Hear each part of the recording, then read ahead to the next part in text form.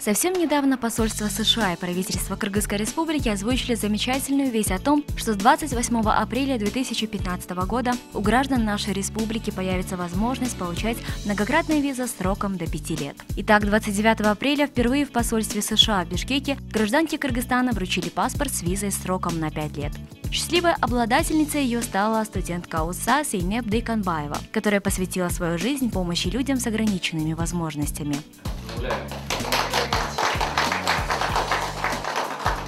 Во время вручения первой пятилетней визы временный поверенный в делах США Ричард Майлз в присутствии представителей МИД Кыргызской республики заявил, что подписанное соглашение о взаимной выдаче деловых и туристических виз сроком на 5 лет станет важным шагом в укреплении взаимопонимания между США и Кыргызстаном.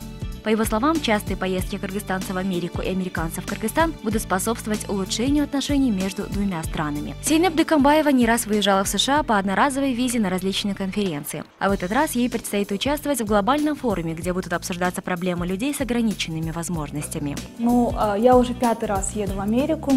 За 5 лет у меня никогда не было никаких сложностей в получении визы, так как я всегда приезжала вовремя, улетала тоже вовремя.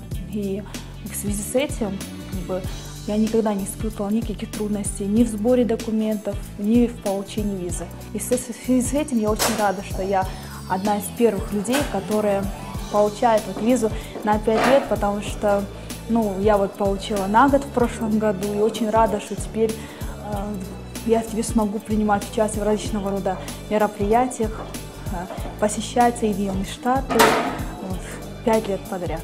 Это здорово. В свою очередь, директор департамента консульской службы МИД КР Арслан Мамедалиев заявил, что в посольстве Кыргызстана в Вашингтоне уже начата выдача 5-летних виз гражданам США.